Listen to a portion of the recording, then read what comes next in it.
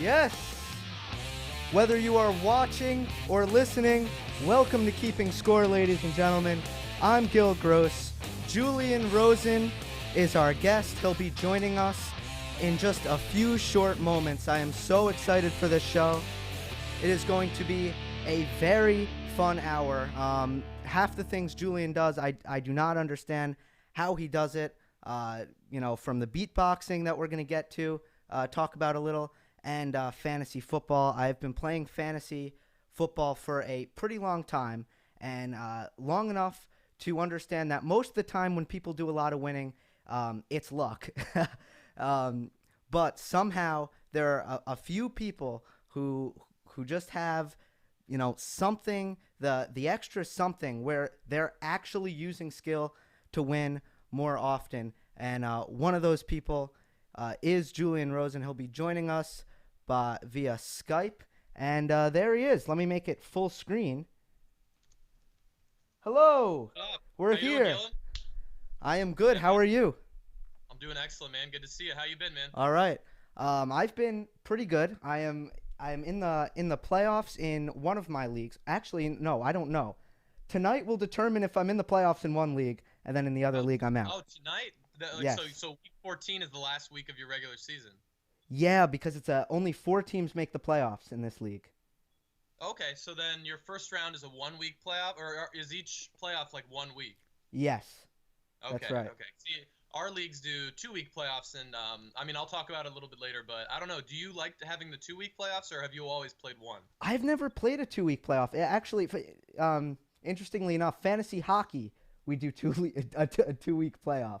Oh, really? See, Yeah, I've but never played fantasy hockey. I don't follow the NHL as closely as I do the NFL. yeah.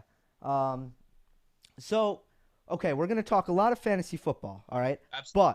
But I need to get to this first because last time we met and we were talking. I don't think you ever mentioned anything about beatboxing, anything about music. And I'll tell you I want to tell you this. I do not understand what you do at all. It makes no sense. When someone plays the guitar, right? When someone plays the guitar, I understand that they're moving their left hand up and down the strings and using their right arm to strum the strings, and they practice a lot and they get good at it. But what you do with your vocal cords, I literally have no comprehension of how that's possible. So can you try to give me more information on this? Like, how does this work? Yeah, it just like, well, it sounds cliche, but just like guitar and piano and violin or trumpet or anything like that. I mean, it takes practice. I know that sounds cliche, but you obviously have to work at it. You have to kind of warp your body and your throat in order to produce certain sounds. You have to slowly convince your body that it's okay. You have to be like, it's okay. We're gonna make this noise. We're gonna make this noise, and it's really a building process. So you start off with. When I was in 8th grade, me and my friends would rap and do freestyles in between classes or after school. We thought we were very cool. Okay. Growing up in the very suburban area right outside of Washington, D.C., called Fairfax. We would be banging on the trash cans, and my friend said, oh, yo, somebody should learn how to beatbox. And that was early in 8th grade. And I was just turned 13, and I was like, okay, I'll learn how to beatbox. YouTube, I'm aging myself a little bit. YouTube was brand new at this point. So it had a few videos on it about beatboxing, and I caught on, so I could start doing, like, and then I could add on, I just had to add on a shaker sound or a scratch sound and a bass sound, and by the end, it went from like, and then, I could add in, so that little beat had evolved into a whole, whole production. So that's how it's just practice, keep building, and kind of convince and trick your body that all this stuff is going to be okay. Okay, well, it still makes no sense to me, but that's okay. Yeah, I understand. No. Music, so. Yeah, it's awesome though. Seriously. When did you realize, like, oh, I can actually, this can be more than just something I do with my friends. I can actually make this a large part of my life. Yeah, it's like if I had known that at age 13, if I had known that the things that I would be really passionate about were music and vocal looping, which incorporates beatboxing, and fantasy football, then I really would have hit those really hard, and I hit them a lot earlier. It wasn't until my junior year of high school that I got into both things. Okay. And they're very different things for me, because growing up everybody said I was very dynamic, freeform thinker. And so that's kind of the beatboxing side. It's like you got to be creative, you got to think outside the box. There's not a lot of technicality to it. It's just skill and practice, Uh-huh. and you can think outside of the box with it. You can make, I mean, any really noise you can think of, you can make. Fantasy football is super detail oriented, which most of my family didn't think I could be, and I started really researching, basically to kind of prove them wrong. To be like, I was like, there's one thing I can be really detail oriented at, and it's not going to be school, which there's a little disappointing. But it's gonna be fantasy football. I want to like get really into the stats and get knowledgeable and really get into it. But beatboxing and fantasy football, I both kind of discovered that I was really good at them when I was about 16. So it was like my second to last year of high school. Yeah. And now you use a loop pedal. So Yeah. basically you're able to use nothing but your voice and your vocal cords Mhm. and have a multi-layered song going on. Mhm. Did you get that? Yeah. Because I have never seen someone do that. Did you almost come up with that yourself? Is that your own thing, or did you get inspiration from somewhere? Because I've never seen that. So yes and no, in terms of how new it is. So I got inspiration in a way from Blake Lewis, who was on American Idol when I was in 11th grade, maybe 10th grade, and he was the runner-up in American Idol, to Jordan Sparks, I think her name was, and he beatboxed and did vocal splicing. He was a big inspiration for me. But as for the looping, Ed Sheeran is amazing at looping. There's a song he has called "You Need Me," and I definitely recommend checking it out because it's like, "You need me, man, I don't need you. You need me," and he loops that, adds the guitar and like little percussion parts with the guitar and harmonies, and that song is like masterful. It's basically like textbook looping. So watching that and watching some of the guys who do this in Europe, because this stuff is huge in Belgium, France, England, Uh huh. watching some of them do it, watching Ed Sheeran, Blake Lewis, they kind of cumulatively kind of inspired me and gave me ideas on looping. So I've never heard of Ed Sheeran. Is that like really sad? You've never heard of Ed Sheeran? See, okay, here's me. Here's me. Wait, Um, are you serious? no, no, I'm serious, but he does sound familiar, so I do Okay, think I've heard the name, but I'm serious. Okay, I am a Spotify user, okay? okay, Now and for many years I've been a Spotify user. I have found that Spotify is terrible for discovering new music. I mean, I have all my playlists set up, and I'm a rock guy, not a hip hop guy. But okay. I will listen to some rap, but mostly like I need my friends to recommend me stuff because with Spotify, I got all my playlists. I have hundreds and hundreds of songs, Sure, for sure. if I'm in that mood or this mood, and I don't discover any new stuff. So I Yeah, don't know. because you get to build your own playlist, and usually maybe you add a little bit, but you mostly just kind of listen to the same like 20, 30 songs on that playlist. And More like a I hundred, but yeah, it's 100, yeah, yeah. yeah, Mine are usually, I have like 7 or 8 different playlists. One's called like Chillin', which is relaxed, like slow Billy Joel or like Paul Simon songs, and then workout music, and then if I'm ever around a bunch of people and they're like, hey, plug in your phone, like basically yeah. DJ a little bit from your phone, I have like that kind of playlist as well. So I understand what you mean. After this, I will send you a link to that Ed Sheeran All song. right, sounds good. He's not really hip hop or rock. His music is kind of, it's a little bit of pop, Hmm. and it's kind of folk as well. But he's really good, so I definitely will send you that. And yeah, I know what you mean about Spotify. It's definitely cool, but they don't always sort of suggest songs for you. So Right. Okay, so speaking of you sound you're obviously very well versed in music. You listen to all kinds of stuff. hmm Maybe not so well versed is the Grammys. So did you see the nominations oh, came out last week? I don't follow the Grammy. I don't follow award shows at all. I can't keep Okay. up with it. But Okay. yeah. So someone told me that the nominations came out. Otherwise, I would not have heard about it. Okay. Um, but just for fun. Now I don't like the Grammys at all. So you said you don't follow them just because you're too busy, or do you not like them, or what is it? I don't have time. I don't have time. Okay, gotcha. I listen to albums of artists when they come out, Yeah, and I kind of share them and try to check out new music in the genres that I like, which right now are electro swing and glitch hop and some rap. and yeah, try to listen to that music. But I mean, I follow the NFL super closely, the NBA, and I work and do music. I really don't know if I would have time, to Yeah. follow the Grammys. I don't know anything about them really. I know Stevie Wonder's won a bunch of Grammys, and Justin Timberlake's won a few, and Eminem won one for like his like Infinite, no, not Infinite, I'm sorry, No, couldn't have Recovery been. or one of Yeah. those. I don't know. I know just a little bit, just the surface level. So Okay. I actually say the same thing. I'm always recommended TV shows, and I'm like, look, every night, like there's sports on. I can't watch a TV show, yeah, you yeah, know? sports always, especially now, it's hockey and basketball. Yeah. But let's go through it anyway, just for fun. So, album of Okay, the year, okay? Here are the all right, nominations, okay? Um, 25 by Adele, okay. Lemonade by Beyonce, Purpose by Justin Bieber, Views by Drake, and A Sailor's Guide to Earth by Sturgill Simpson. I've actually never heard of Sturgill Simpson I'm with either. you on that. I've never heard of Sturgill Simpson. The only Okay, album in that group that I've heard of is Lemonade, and okay. I've literally just heard of it. I don't think I know any songs from it, though I might recognize like if there was a hit of that album. So Okay, okay. So we don't have an album of the year. Um, and now I'm looking at my paper. There's record of the year and song of the year. No, what the okay, hell is the difference? It sounds like you wouldn't know, but I have no idea.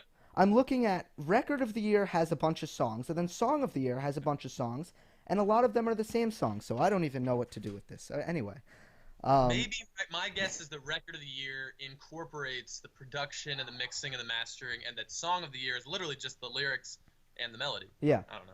Maybe Okay. I don't know. Well, Because do a you know what it? record, you got to remember, a record is a full production. When you release a Yeah. record, it's. I mean, like you release the entire. You give credits to the producers and the mixers and the DJs and the masters Yeah. and the people that wrote the song. And that's a record. But a song is like, me and you could write a song right now. We could Yes, we just make could. up a song about fantasy football. So Are you trying to come up with ideas over here? maybe later, maybe once we get some things Yeah, going, yeah, maybe, maybe. we could rap about it. Yeah. I think you're right about that. So I watched the Grammys last year, actually, and I actually just get kind of upset when I watch the Grammys because, Okay. and I'm kind of interested to hear your take on this. And after that, we'll move to fantasy football. Um, but you're watching these performances, right? And I see more costumes and dancing than I see actual musical instruments. And that Okay. kind of I'm up in arms. I'm up in arms when I see that. Like, isn't Okay. music played with instruments? What are your Uh, thoughts? And the voice is an instrument, and the voice. technology in music can be really cool. But what are your thoughts on that feeling that I have? Um. Yeah, I feel like there's a lot of when people are performing, right? These artists, there's a lot of image, um, a lot about their, a lot of. I'm trying to articulate this. There's a lot of image preservation and enforcement. Hmm. So they want to push an image of themselves, and the best way to do that, the simplest way to do that, is through how they look and how they dance and how they dress. So that's the simplest, most surface level, easiest way to promote that. So I think that's the way that they push whatever image they want, whether it's street, whether it's glamorous, whatever Beyonce or Justin Bieber or Drake, whatever they want us to associate with them, they're gonna push forward, and maybe that's kind of taken a forefront to the music itself. R- Not that they don't make good music, but when they perform, they want the showmanship to be first, and they want the musicality and the song to be second. You know what I mean? It's kind of just like prioritizing.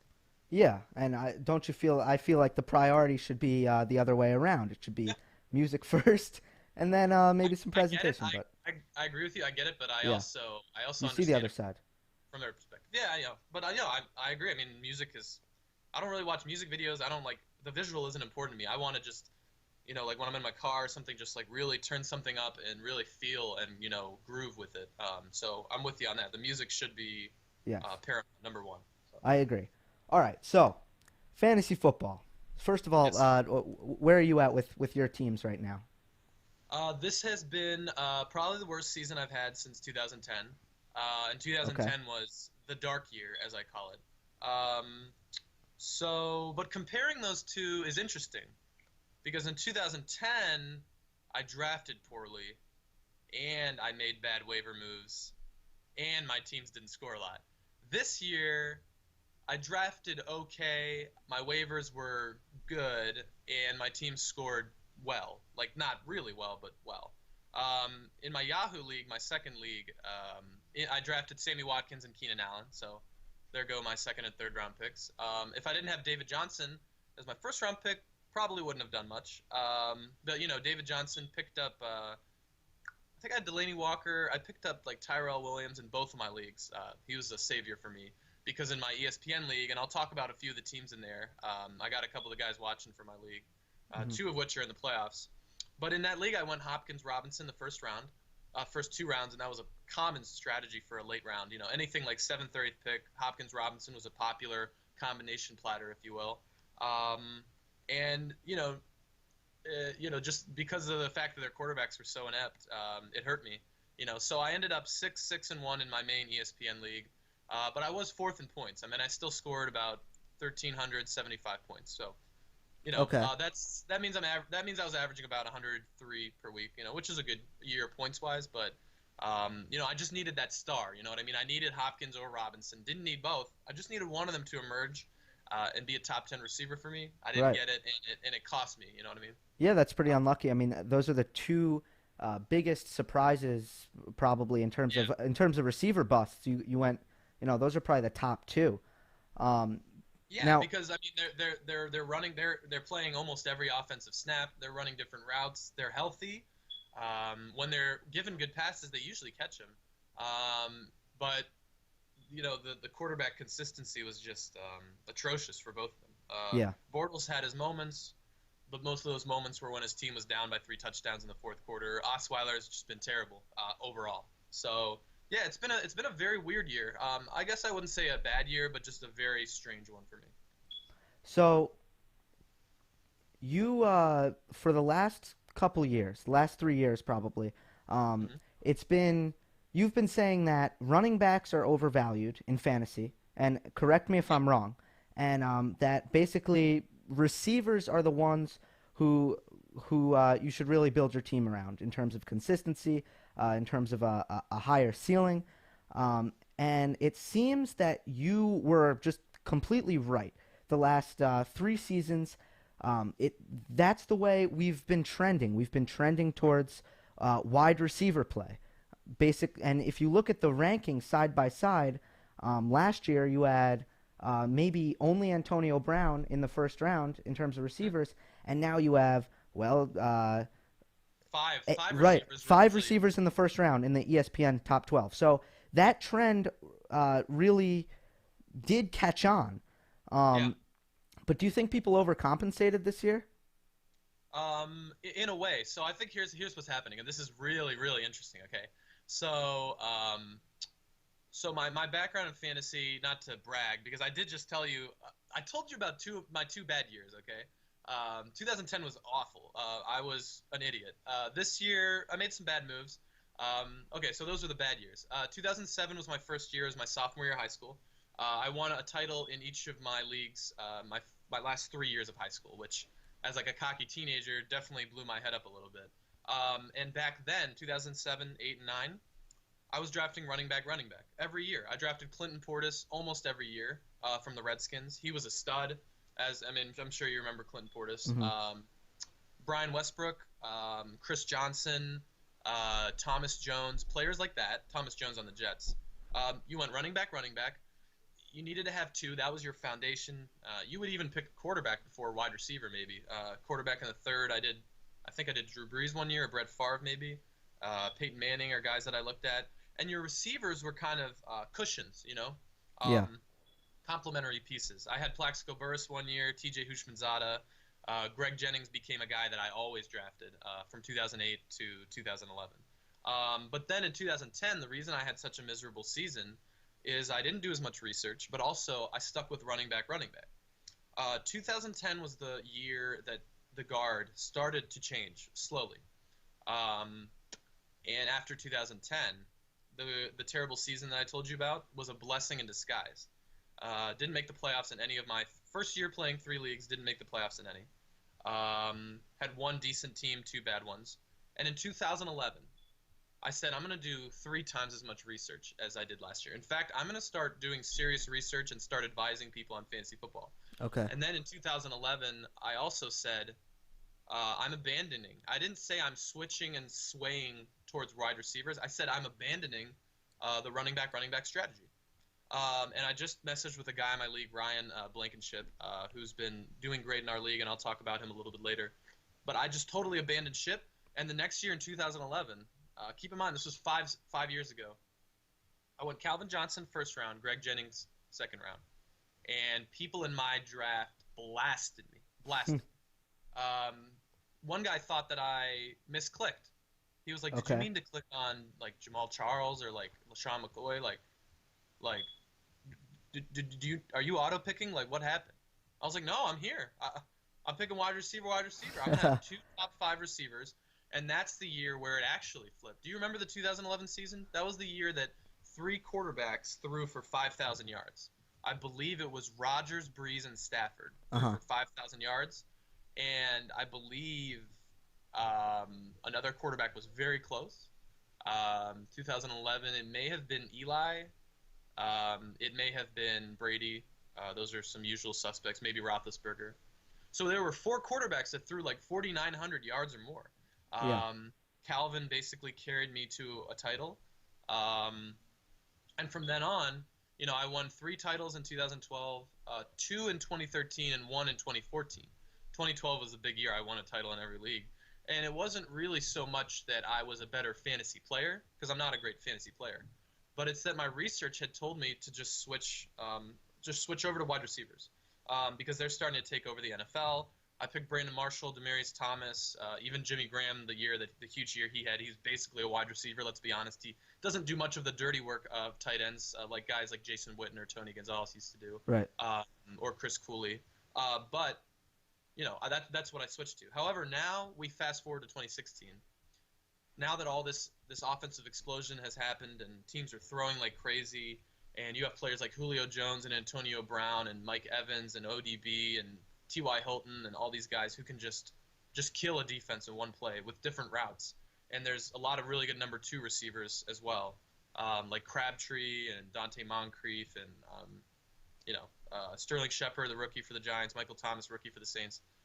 As these passing games evolve, teams are improving their secondaries and their pass rushes, because Okay. they're saying we don't want to be rocked, we don't want to be deflated, we don't want to be obliterated by these high octane passing games.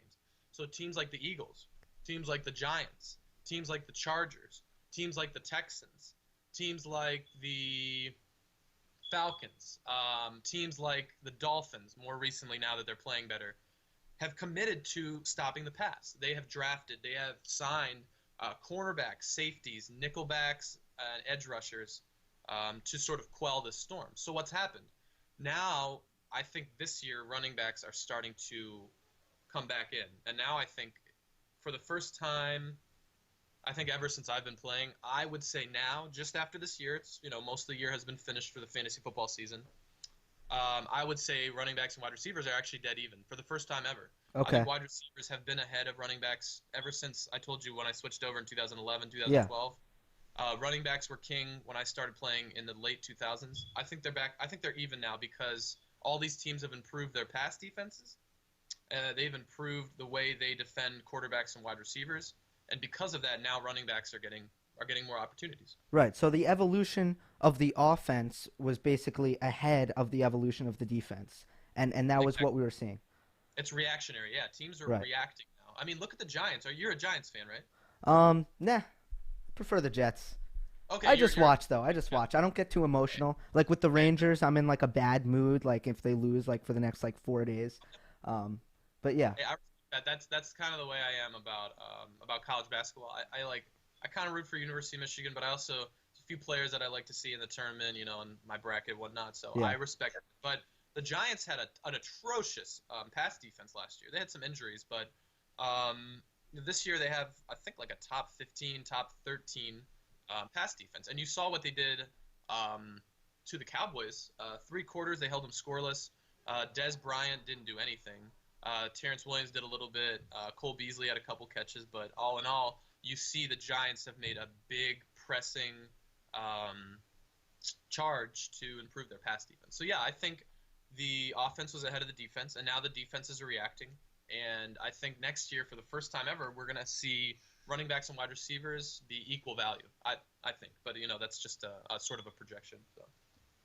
Okay. Um, and then so quarterbacks. hmm Where do you think quarterbacks? Where have they fit in to this whole equation? Because I'm just this is so interesting because rarely do you hear a lot of people talking about fantasy on very specific terms. Who should I start this week? Who should I start next week? But Right, you right. really you got to step back and you got to look at trends.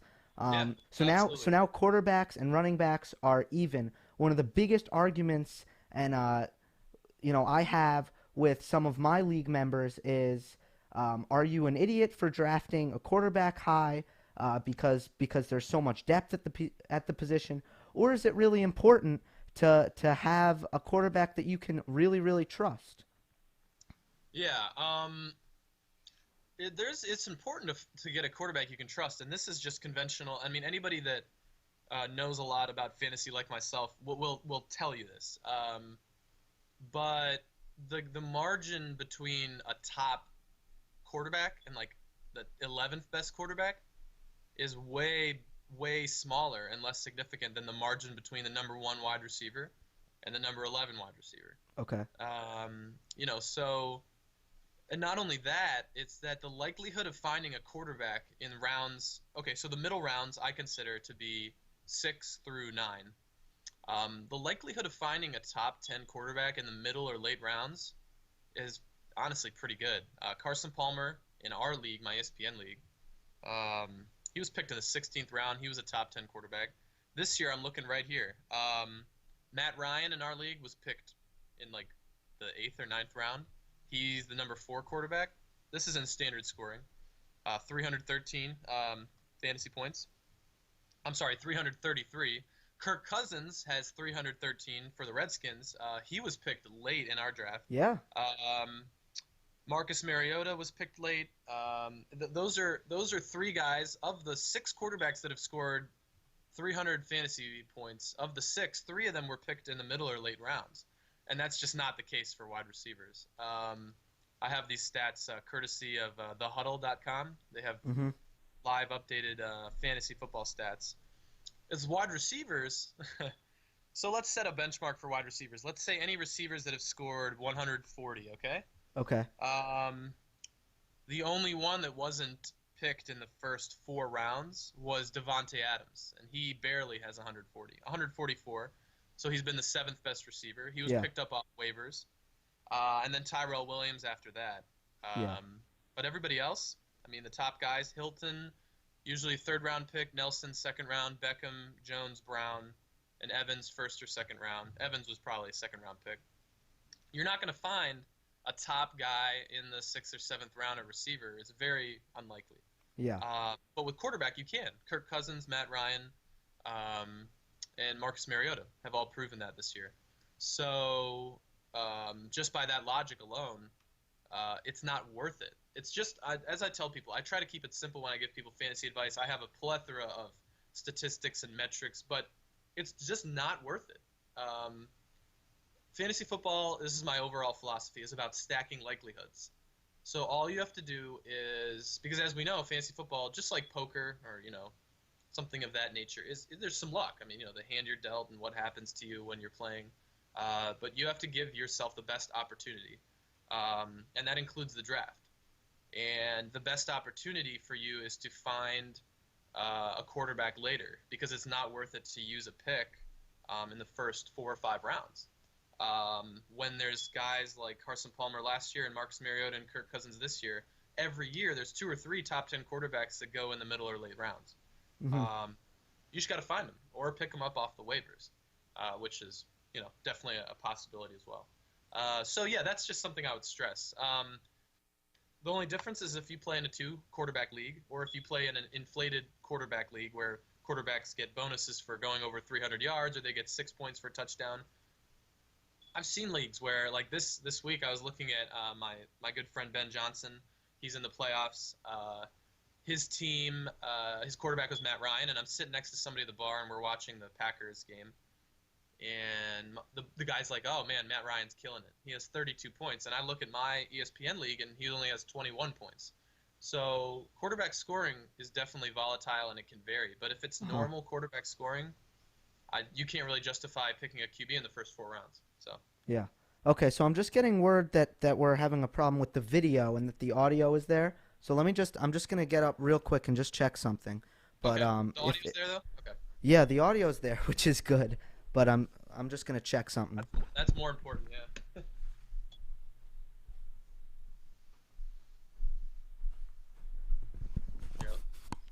All right, so I'm not really sure what it is. All the cameras are on, so I'm not going to try to troubleshoot this right now. The good news is that we do have it recording along with streaming. So if the video isn't working for the stream, we'll at least have the recording of the stream, which I started.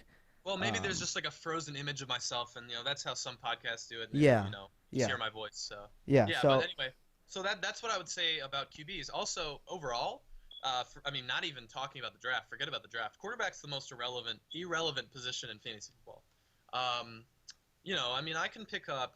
This year I could have picked up Alex Smith for a couple good games. Joe Flacco had a couple big games. I picked up Colin Kaepernick for Andrew Luck's bye week, and the 1 week that Luck was injured.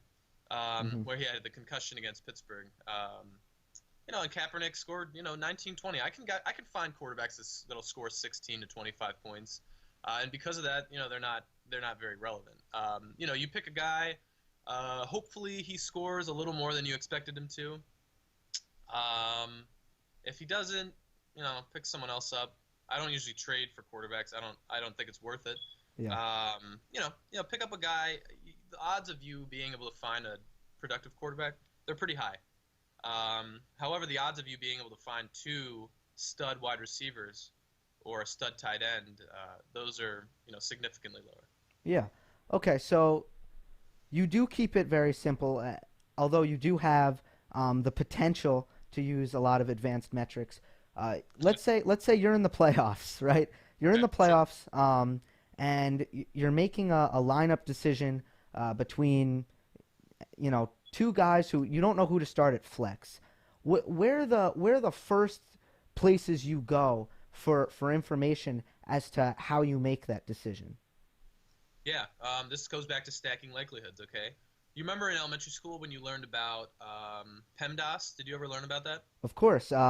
Parentheses, exponent, multiplication. Division, addition, subtraction. Okay, cool. So I haven't come up. Yeah, you got it. See, and we always had an acronym for it, or no, whatever you call it. Please excuse my dear Aunt Sally. Okay. And we thought we were funny, and we changed it to please execute my dear Aunt Sally because we thought that was hilarious. Right. Anyway, it's kind of the same thing in my stacking likelihoods, and this is how I make decisions, and this is how I advise people. So the P in this situation, the parentheses, the first thing is volume. Is this player getting the ball thrown to them or handed to them? Number 1 question. Michael Thomas, Sterling Shepard, these rookies have been producing, but they haven't been getting a lot of targets, and that's something I think is going to go up. I think they're both good picks next year in for a flex, like Jamison Crowder, Michael Thomas, Sterling Shepard, 5th, 6th round. Mm-hmm. I like it.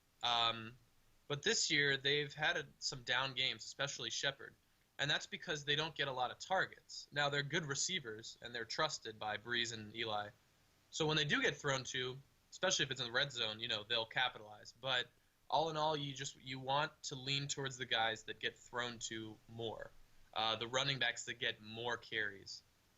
It's not as much about talent. Talent and ability will get you there, but the volume and opportunity is really the best chance of creating fantasy production. So the number 1, the P in the PEMDAS, is volume. Number 2 is matchup. The team that they're playing, because a lot of times, you'll be choosing between 2 guys that average, like 6 targets a game. You know what I mean? Let's say it's like Jamison Crowder and Cole Beasley. They both get 7 or 8 targets a game. They'll usually catch 5 or 6, maybe 7 or 8. Maybe they'll get 10 targets. They're similar players. In that situation, especially earlier in the year, I would have looked at the matchup second. That's always what I do. Let's say Cole Beasley's playing Minnesota. Well, it's not a good matchup, especially if he's on the road. Minnesota's been a top 5 in terms of limiting fantasy football wide receivers. And let's say Jamison Crowder plays the Packers. The Redskins, obliterated the Packers. I think it was like 42-20 or something. That matchup, if it's something it's that easy. I mean, that it's Crowder. He plays Green Bay. He plays the Jets. He plays New Orleans. He plays the Bears. It's that easy. Same thing for running backs. Um, if a running back's going up against a stalwart run defense, you think about teams like Miami's been pretty stingy against the run recently. Chicago has a really good run defense. The Jets, the Ravens, teams like that, you want to stray away from.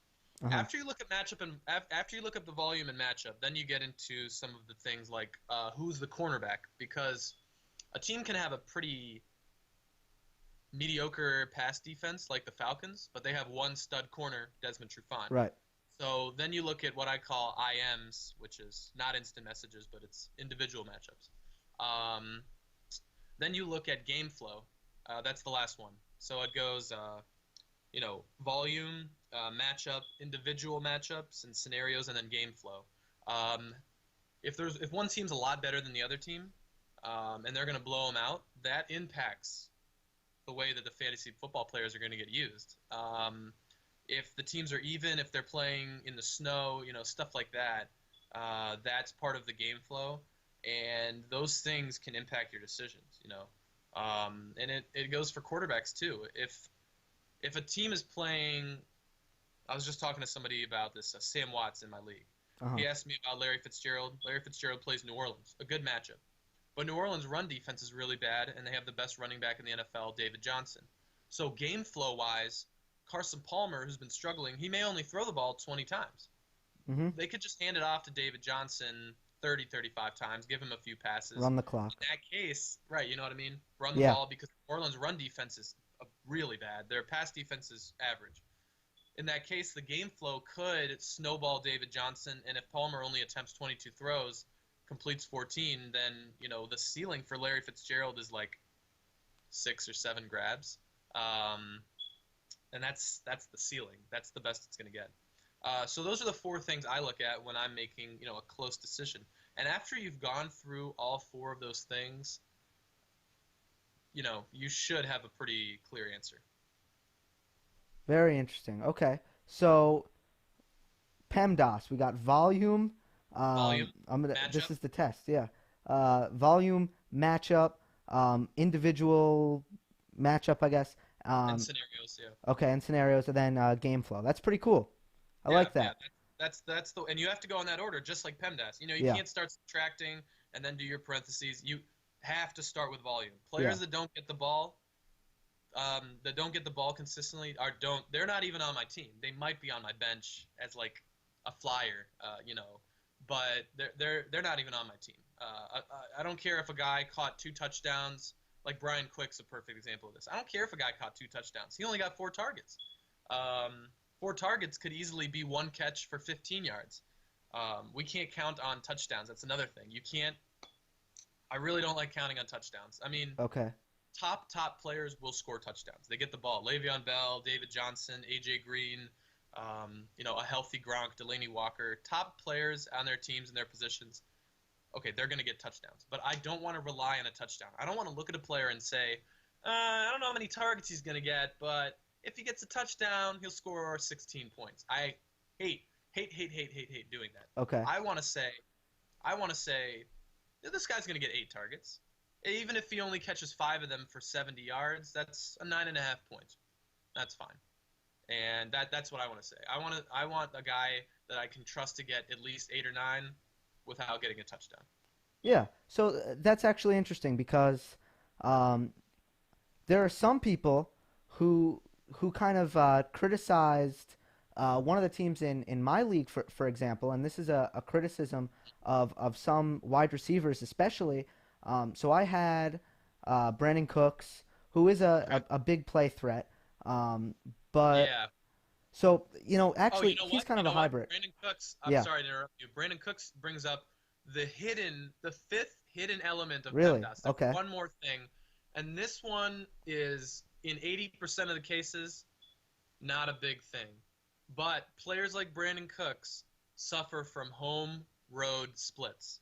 Yeah. Certain players do not play the same at home versus on the road. Michael Crabtree on the road, he's a top 5 wide receiver this year. At home, he's not even top 20. Brandon Cooks is the opposite. At home, I think he scored like at least 12 points every home game. On the road, he's had a couple duds, 2, 3, 4 Yes. points. Very So frustrating. I'm glad you brought up Brandon. So that's like the fifth hidden element. Yeah. So you have a player like Brandon Cooks who are we losing connection? A little Yeah. bit. I'm losing you right now. Can you hear me? Can you Yeah, hear me that's at all? better. Yep. What's going on Okay. here? Let's see. One sec. Um, Yeah, my internet might be a little funky. Can you still hear me? Is my yeah, voice coming through? yeah, I can still hear you actually. It's actually kind of interesting. The external in the back isn't working, but I can see you, so that'll be all right. Okay. Um, So what about Brandon Cooks is kind of a big play threat, but Yeah. he's also kind of a he can play in the slot, so that's a wild card. That's hard to read. But a guy like Jeremy Maclin, who's had a very disappointing year, Okay. you might look at a guy like Yeah. that and say, well, he never scores. He's just not scoring. So he might have 5 receptions and 70 yards. And sometimes this year you haven't even been fortunate enough to get that from him. Yeah, that's more than he's been Yes, that's getting. more than he's had. But a guy like I don't know, maybe like Crowder, even though Yeah, he's been Crowder. scoring sometimes. Emmanuel Sanders, a smaller receiver, a slot receiver. Golden Tate, even though once again he's playing very well right now. Do Yeah. you basically are you saying don't be scared of those guys who you're worried about maybe not being red zone targets? Don't shy away from those guys. Yeah, don't. And those guys are built to be your flex. Those are your flex guys. And next year I'm considering picking Jamison Crowder and Golden Tate. But I'm not going to pick them in the first 4 rounds. The first 4 rounds, I need my guys. Um, you know, I need the guys that have high ceilings. That guys like I might pick Delaney Walker in the fourth round next year, or like I picked LaShawn McCoy this year in the third, which was one of the best picks in our draft. As far as running backs, I need my power. I need the foundation and the scoring core. But in the fifth or sixth round, perfect time to look for those guys: Cole Beasley, Jamison Crowder, Golden Tate, players that get such regular targets that their floor, a high floor, where they're going to score at least 7 or 8 points, all but a couple weeks, justifies you picking them. You got to remember, a draft pick is an investment. It's just an investment. How much do you invest? Well, that depends on what round you pick them in. Just like if I said, let's say you and I were, you know, going to some radio station. We were going to do a show together, right? Okay. And they think you're better than I am, right? So they're like, okay, Gillen, we're going to pay you X amount of dollars, and you're going to pay me Y, and Y is significantly less than X. Okay, so if I'm doing when they pay me less, if I'm doing so-so, right? If I'm doing decent, if I'm meeting expectations in their mind, they're going to be like, okay, that's fine because they didn't pay as much for me. Hmm. But if you're only doing average and you're not excelling and exceeding expectations, they're going to be disappointed. Now, even though we may be on the same level, but because they invested more in you, you're going to be a disappointment and I'm not, even though we're doing the same thing. It's the same way. If you spend next year a fourth round pick on Golden Tate and he's only a flex getting 9 points a game, your investment wasn't worth it. But if I get him in the sixth round and he's averaging 9 points a game, it's the same amount of points per game, but because I invested in him 2 rounds later, it's more justified. It's a better pick. Uh-huh. So you got to pick those guys as your flexes. Don't pick them, definitely not as your wide receiver one. Right. Unless you're building a running back heavy team, I wouldn't get those guys as your wide receiver two. But, it just depends on if you're in a 12 or 10 team league and you're scoring as well. So Yeah. It's about value a lot of the time, and I yeah, exactly. I caught some tough breaks, but basically I do feel if you look at the teams at the end of the year, I'll ask you this: Okay. how many, on your best team this year, how many guys that you drafted were on your team by the end of the season? Yeah, me and Ben just talked about this. I have in my league, we looked at our draft, 16 draft picks. Out of everybody in the league, I have the lowest number of draft picks still on my team. Okay. You want to take a guess how many I have? 2. Oh, not that low though. No? Though, Okay. although there's only 2 of my draft picks are still, or no, only 2 of my draft picks are still contributing significantly. So. Okay. So, Little high. 5? 5, exactly. Okay. So, and that was my, I traded away Hopkins, my first round pick. I hung on to Robinson. He's on my bench now. LaShawn McCoy in the 3rd round. I traded away Brandon Cooks for Carlos Hyde. So far I've only got Robinson and McCoy. Andrew Luck, still have. And then Seattle's defense in the 10th round.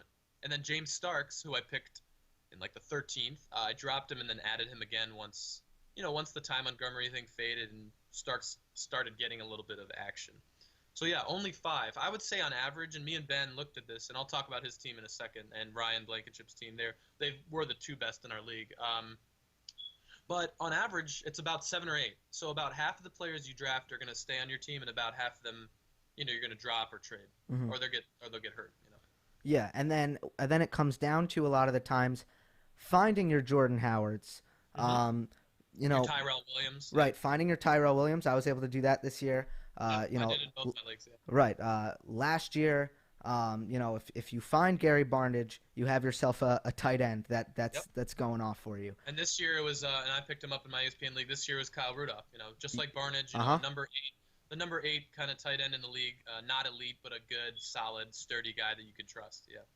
Right. So, how are you? In terms of working the waiver wire, and this is also another thing that's still relevant for people in the fantasy playoffs. Are you looking at well, this guy might lose his job, so let me get his backup, or this guy is injury prone, let me get his backup, because it seems a lot of the times you have a good maybe 10 running backs in the league, maybe 5 to 10, maybe that's too high. You could probably let me know that they start the year not number 1 on their depth chart, and they turn into starting running backs or number 1 wide receivers, a little bit less often with receivers, and they start becoming fantasy contributors. So how do you make sure that throughout the course of a season you find some of these guys? And for those in the playoffs, you still might have 2 more weeks of fantasy left. How do you ensure that your bench is optimal for setting yourself up for a success like that? So I'll keep this really simple because it is this simple, but I think the biggest flaw of people in fantasy football is they overthink it. They overthink this. So and you know what? You bring up a very good point. How do you prioritize and find these waiver guys? The number 1 thing is snaps. If a player is going to get more, if a player in the eyes of his coaches, if the coaches say, I want Gillen, I want him to play, I want to see what he's got. It's very simple. There's only one thing they're going to do. They're going to give him more snaps. That's it. It may not be a lot more, but that's something you have to keep an eye on. And that happened with Robert Kelly for the Redskins. It happened with Jordan Howard for the Bears. It started happening a little with Wendell Smallwood, with Paul Perkins at running back, with Tim Hightower, for the Raiders for a few weeks with Dwayne Washington and Jalen Richard. If we want to see what you got, we're going to put you on the field more. That's the only way to do it. We can't just speculate about it. If the coaches want to know, they're going to put you on the field. And when players start getting those opportunities, you need to keep an eye on them. And Tyrell Williams, he got in there because of Keenan Allen's season-ending injury. And Allen's one of my favorite receivers. He's a great player, and you can't fault anybody for picking them. For picking him, he's a great player. But Tyrell Williams jumped right in. Because we know Dontrell Inman and Travis Benjamin, they're a little bit too small, well, Benjamin is, to be, prolific number 1 receivers. I mean, you think of prolific number 1s, you think of Calvin Johnson, A.J. Green, Odell Beckham, Antonio Brown. These guys can run different routes, They can play possession. They can go deep. They can go over the middle. Travis Benjamin, Dontrell Inman aren't those players. Tyrell Williams became that guy for Phillip Rivers, and we know that Rivers likes to lock into receivers. And Tyrell, I'm looking right here, 8th in the NFL in targets. And another thing about Tyrell Williams is he had 2 matchups against Denver this year because he's in the AFC West. Imagine if he didn't, he'd probably be a top 5 wide receiver this year just based off the volume. So I like to look at snaps. If a player's getting on the field more, if he's getting a few more touches or targets, he's going to be justified for me picking him up because I'll keep him on my bench, and then there's an opportunity that he's going to get more chances and more looks. So that's kind of how I look at it. And injuries are a big thing. Like when a guy like Keenan Allen goes down, or a guy like Watkins or Alshon Jeffrey or C.J. Anderson, we know people are going to step up. Yeah. Are you a waivers guy, or do you think it should be first come first serve? This is an argument that I have. I like waivers. I love waivers. We looked this year. I had 52 waiver moves in my ESPN league, which is a little bit of overkill. I think a healthy number is 35 to 40. Maybe 45, but somewhere around 40. That's a good number to shoot for. I went a little overkill. Made a couple shaky trades, but overall, I mean, in the waivers this year. Tyrell Williams, Kyle Rudolph, picked up Colin Kaepernick, who's had a few good games. Michael Thomas produced for me. I picked up Golden Tate after somebody dropped him. Steve Smith had a nice big game for me one week, and I'm all about waivers. I mean, I'm sure you do the same thing every week. You try to make 2 or 3 moves that you think are going to improve your team. That's my biggest strength. I mean, I have not drafted well in. If I'm being honest with myself, I don't think I've drafted great in 4 years. But you don't have to draft great. You just can't draft terribly. As long as you're all right. Like what I did this year. All I needed was, I picked Fleener. That was a bad pick. My late picks were not very good. As long as all I needed was one of Hopkins and Robinson to produce, and I would have been in the playoffs. I didn't need both of them, you know what I mean? And that's because I picked up Tyrell Williams, traded for Crabtree, picked up Golden Tate, Michael Thomas. I accommodated for the fact that my first 2 picks were at the mercy of their quarterbacks playing terribly and playing inconsistently. But yeah, you don't have to draft great. And Ian, the commissioner of our league, my main ESPN league, didn't have a great draft last year, and he won a title. He picked Eddie Lacy second overall. And he had a couple other bad picks, but he looked back on it and he was talking to me after the season. He's like, I had an okay draft, but he picked up Barnage and made a couple other shrewd moves, a really good trade, and that's it. So I get what you're saying. I haven't been drafting well the past couple of years either, but the waivers are, I think, more important. I think they're a little bit more important than the draft. Yes, absolutely. I mean, you can, like we were talking about value. In terms of value with the draft, it's hard to win big. With waivers, you can really hit a home run. So, yeah, exactly. There you go. And waivers are free. You're not investing anything in a waiver. You're investing a little bit because you have to drop a player. That's your investment. But a draft pick, that's something where everyone's at the table and we pass around a bowl or a plate, and that's just a metaphor, but for it. But everyone picks what they want, and that's something where everyone's at the table. The waivers, you could be one of the only people, who's in line and who's trying to get these players. So you're not investing as much. The 2 guys in my league who've been doing great this year, it makes me a little bit smug because they're incorporating a wide receiver heavy strategy that I started doing. And in their draft, they decided that they were going to find running backs later. And Ben and Ryan Blankenship, they scored 1,500 points in our league, which is huge. It's a 10-team half-point PPR. Last year, I was the leading scorer. I scored 1,450 and a half. And they each scored a little over 1,500 this year, which is big. And what they did is they decided to build their team around receivers. For one guy, Ryan, it was Green, Cooper, Dez. And for Ben, it was Jordy, T.Y. Hilton, ODB, and I think he got Mike Wallace later on. And what Ben did, is he was able to, he had Forte, but he traded Crabtree to me for Latavius. So he drafted all these receivers. He had Marvin Jones too, and he was able to use some of these receivers to get himself running backs. What Ryan did is Melvin Gordon in like the 7th round, just because Melvin Gordon was a rookie last year and he wasn't scoring a lot of touchdowns. But you can't look too much of the previous year. You got to understand what is changing and how this player Yeah. is going to improve, especially a rookie running back. He took Melvin Gordon, that's been his running back, and he also picked up Jay Ajayi. So I believe wholeheartedly that now, even though running backs and wide receivers are equal, you can find running backs later on. You can find them on the waivers, and you really couldn't do that back when I started playing, like 2008, Yeah. unless a guy got hurt. Uh-huh. You had to get your running backs in the first 5 rounds, first 6 rounds. Now, you can pick guys up like Robert Kelly, Jay Ajayi, Jordan Howard, and you can get guys later like Ryan did with Melvin Gordon.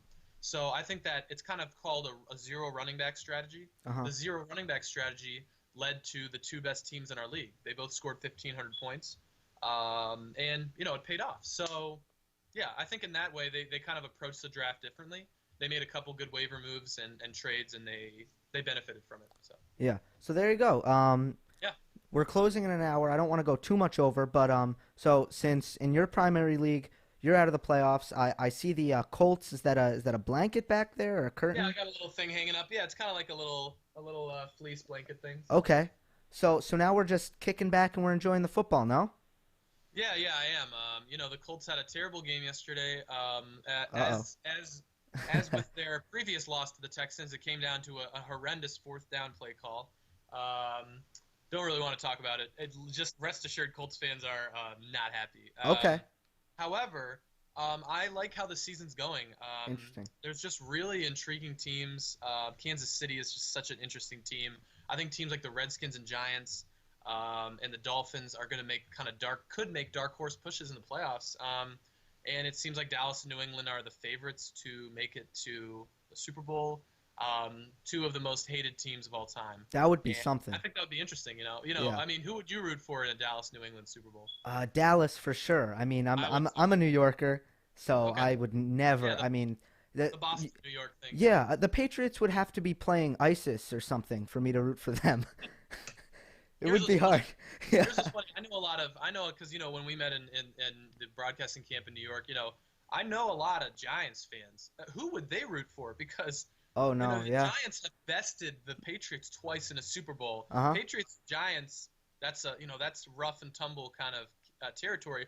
But Giants and Cowboys fans also are in the same division. They hate each other, especially after that grudge match last night. Yeah. So who do you think a diehard Giants fan would root for? I'm thinking a diehard Giants fan would root for the Patriots. Yeah. Yeah, that's I do. They really do hate That'd be hard the for them. Cowboys. That'd be hard for them. It would be hard for them, but I do think they would root for the Patriots.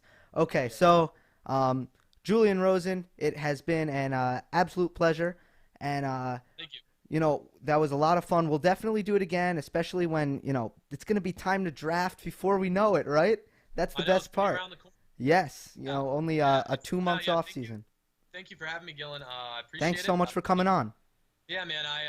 Sometime in like May or June. I start my research in late May, so All right. sometime over the summer, or after the NFL draft, we can recap and start looking at 2017. So All right, there we go.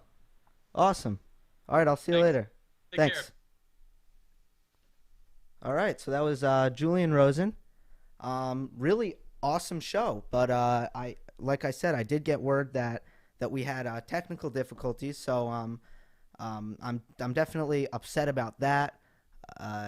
We'll see. I will have the recording. I started recording about 20 minutes in, but like I said, this all comes with growing.